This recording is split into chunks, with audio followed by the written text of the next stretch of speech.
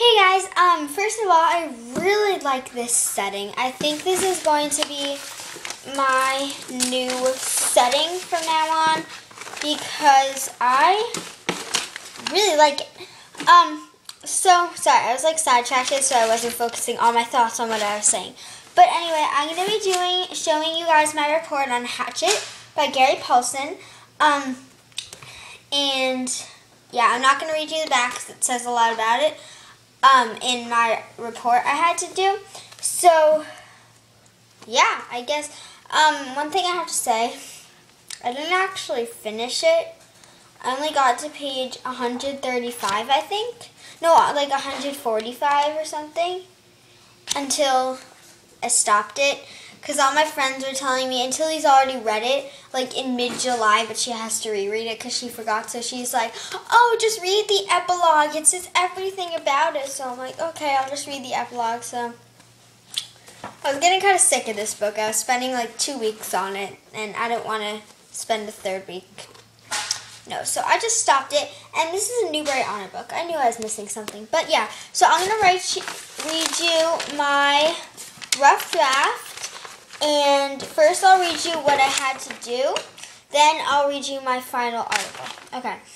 Imagine that you are a magazine reporter that meets Brian following the events in the book Hatchet. You sit down and have an interview with him and learn all about his story. Write a featured news article that describes the most important event in Brian's story.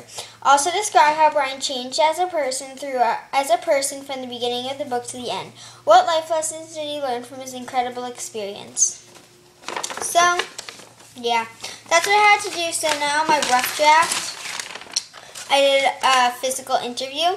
So, hi Brian, how are you? Fine, thank you. Are you recovering well? Yes, but I have lost 17% of my body weight. That's not good. Tell me about your experience. Explain what you felt when the pilot died. It was the scariest experience I've ever had. When I saw the pilot's eyes fly up into his head and when his heart wasn't beating, I thought it'd be the end of my life too. What was it like to live on the island? What challenges did you face? At first I thought that a pilot would come and pick me up in the first few days, but as time went by and the search pilot didn't find me, I became more pessimistic about finding me and about people finding me and more optimistic about living on the island. I had faced a lot of challenges, most of which I succeeded. I caught fish and birds by using spears and archery skills. How did you cook the fish? I made a fire by using my hatchet. I made a fire by using my hatchet and rocks. Was it hard? If so, how?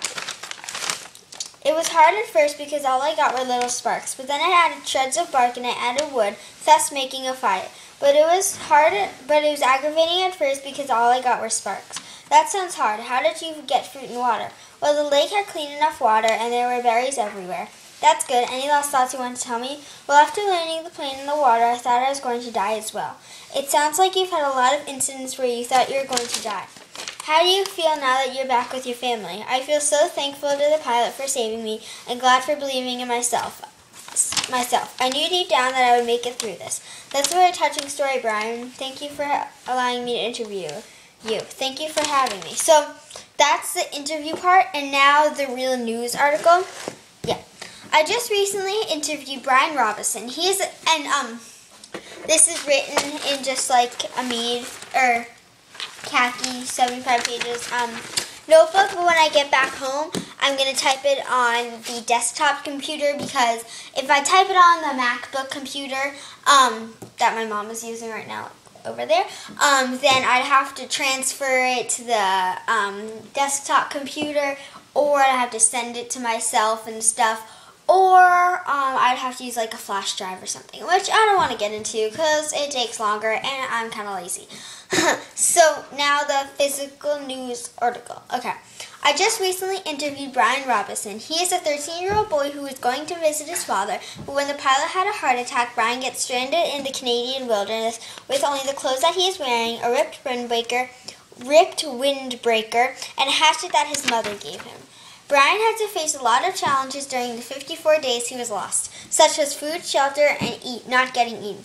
By the way, I'll put this in the title, spoiler alert, and down below I will link the I will link the book Hatchet on Amazon, so if you want to get it, then you can. Sorry about that. Okay. He made a huge shelter using twigs, leaves, rocks, and wood. Inside, he made a fire using the rock wall and his hatchet. Then he kept it going by adding wood. Brian got his food by eating berries and catching fish and birds. He knew the berries were ripe because they were fat and juicy. Robinson caught fish by using a spear that he crafted using a piece of wood and his hatchet. But it was hard because the fish swam so fast. After doing that, he crafted a bow and arrow which worked to get the bird. But finding the bird and catching it are two different things entirely. The birds blended in so well that they could be sitting right next to him and he wouldn't have known it. But as he saw the birds fly away, soon after he realized that it isn't the color of the bird he was supposed to be looking for. It was the shape. They were shaped like pears. Sorry, I have a lot of corrections because whenever I write, I always have trouble with using present tense and past tense. So in this case, it's past tense, but I kept writing present tense, so there are a lot of corrections. Some of the animals he saw were bears, skunks, bunnies, porcupines, birds, fish, turtles, and bugs. He saw the bear while eating berries, but the bear didn't mind sharing. He had 2 encounters with the bears. Brian also saw turtle eggs and Path of the Turtle. So he took eggs and ate them in his shelter, which is a bad idea. When a skunk crept its way into the shelter and started eating the eggs, Brian makes a wrong move and gets sprayed. Whole thing was supposed to be past tense, so I'll have to change that.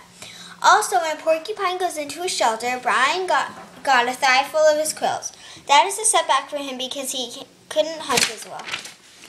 Brian's experience has changed him a lot. First of all, he lost weight, and now he is more observant. He has also become more thoughtful. He would think before he says or does something. Also, all food, even food he doesn't like, still appeal to him. He researched a lot about all the things he saw, such as the berries, animals, and fish. Brian also had dreams about the lake. So yeah, sorry so long, but stay tuned for a couple more videos today. Sorry, that was my mom in the background. But yeah.